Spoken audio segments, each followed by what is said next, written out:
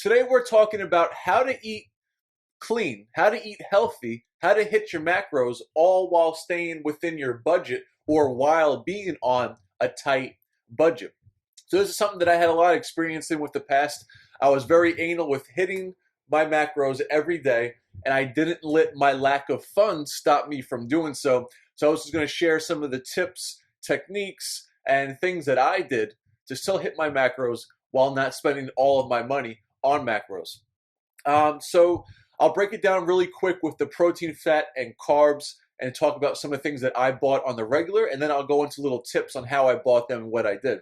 So the biggest saver is we all know we have to hit our protein goals. Like that's one of the number one when you're starting to track calories, very easy to get fat and carbs into your diet.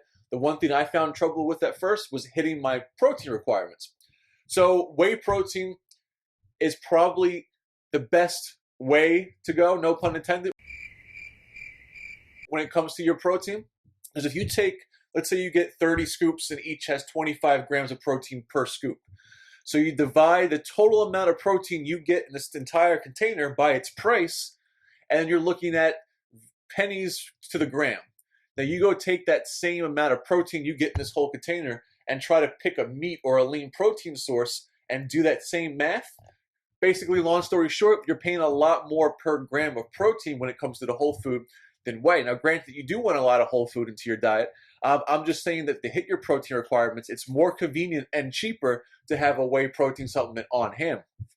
Other lean protein sources would be egg whites. You have your turkey burgers you can get, and I'll go into how to get them in a little bit later. You have any of your lean meats, your poultry, your lean white pork, things of that nature, cottage cheese, Greek yogurt, all that comes in handy as well on top of the whey protein. Now with the carb sources, you want to keep it simple too. Carb sources, you have sweet potatoes, regular potatoes, your rices, your breads, your oatmeal. A lot of these things I just riddled off. You'll go in there and you'll be able to find them for relatively cheap.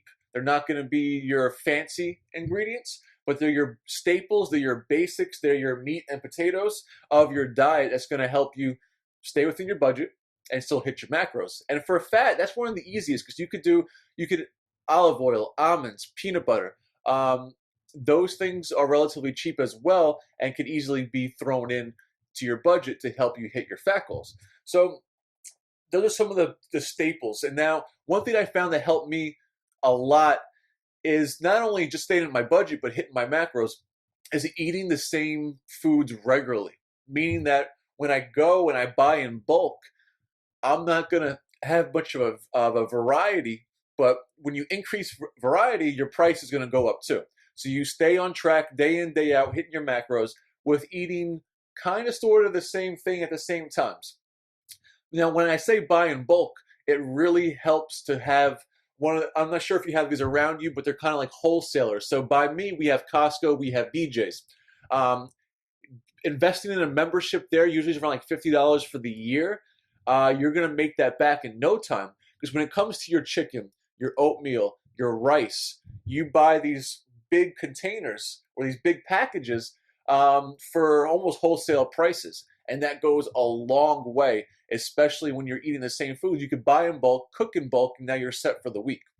Another thing is if you don't have wholesales, maybe go into mom mode a little bit and start looking for coupons in the newspaper. You'll be surprised how much you could save if you just pay attention to what is being delivered to you or what's online before you go out and go shopping. So we got the wholesale foods, we got coupons. When it comes to your veggies, you got to hit your micronutrients too, so you don't want to have no veggies in your diet. But the fresh produce can be extremely expensive. So I always walked over to the frozen section and got a bigger package of a frozen broccoli or cauliflower or string beans because the frozen vegetables are always going to be cheaper than the fresh ones. And one side note about the frozen vegetables is just watch for the sodium. Make sure there's plenty of them out there that have relatively low to no sodium.